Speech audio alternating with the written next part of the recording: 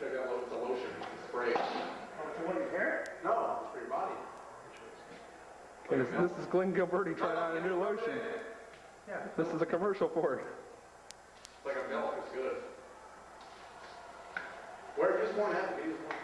This is Body right there, right? this is Glenn Gilberti from TNA. Glenn Gilberti. Glenn Gilberti from Glenn Gilberti. Talk about what you used to do when you first started before you got in business. What'd you do before you got into the wrestling business? Went to college. What's that? Went to college. Yeah. Was a bookie. Really? So that little gimmick you did in WCW wasn't too fake, was it? No. Yeah. You gonna wear bar hats on? Oh, yeah. Reality TV is the So did you sort of go to Vince about that gimmick then or something? Vince Russo? Yeah, Vince Russo. Oh, we didn't get problems with Bob, and I said, why don't we just take the game? I thought. So I heard you were gonna do some like booking and stuff, and you came out with this idea of having Martians or something. You know what the funniest thing about it is, if you believe that is where the internet. Ultimately, that's why I laugh at this stuff, because when you hear like people get second, and third, and fourth, and fifth hand information, they tell us a true story.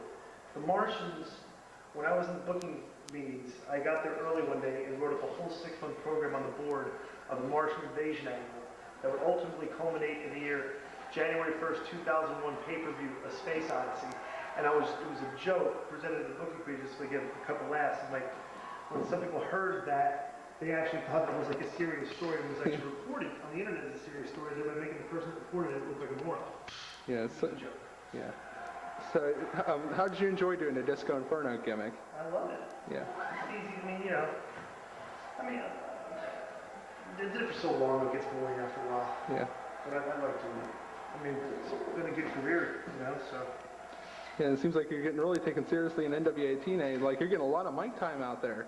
Yeah. I've just never been asked to do that type of character. Yeah. So, I can do it. Yeah. I can do anything. Yeah, in fact, you were an announcer for WWA pay-per-view. Yes, I was. Yeah. I used to do announcing on some of the webcasts for WCW. Ultimately, I want to be an announcer. Do radio behind, like a talk radio personality. So that's talk your ear off. Yeah. Yeah. How long have you been in wrestling for? 11 years. 11 years. Where'd you start out at then? North Georgia Wrestling. Okay.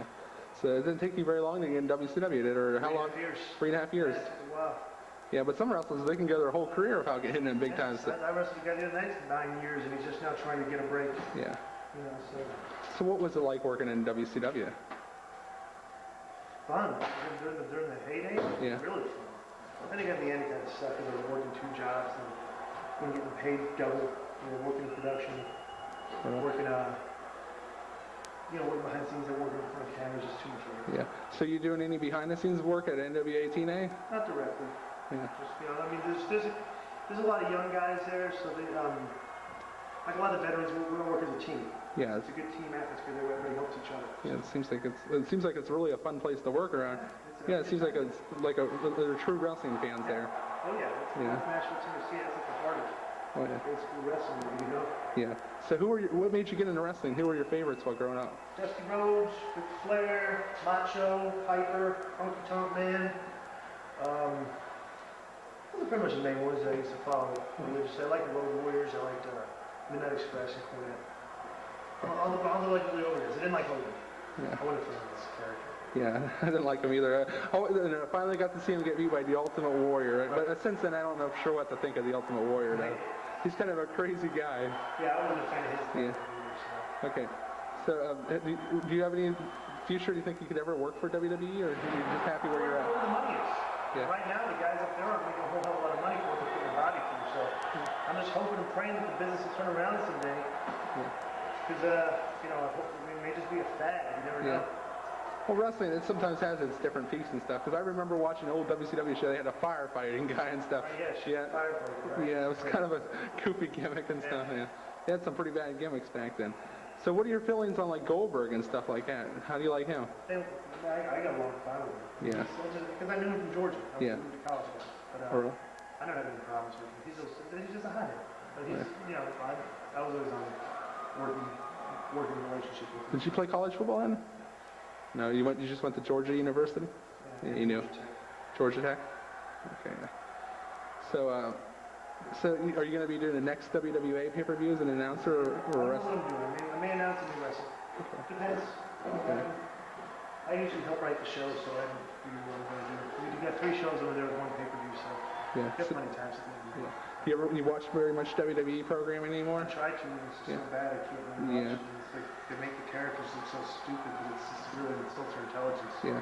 But the only one I think is really entertaining, it's a shame he's going to be gone pretty quickly, is The Rock. Yeah, yeah, he's a great entertainer. Yeah, him and Hurricane Angle is kind of... He's an actor. Yeah, he is. You did Ready to Rumble. What did you think of that movie? Horrible. I liked it, though, maybe because I... It's atrocious. It's Really? terrible. You can't seriously, it's straight face. You know what? I've actually liked it, maybe because I was a big wrestling fan and stuff, but is that your only movie, or have you... That's all I Okay. So what did you think of David Arquette when he became the WCW champion? I thought it was funny. Yeah. I mean, the rating, everybody says that's what, so people fail to understand, like WCW was getting killed in the ratings way before that. Yeah. We needed publicity stuff.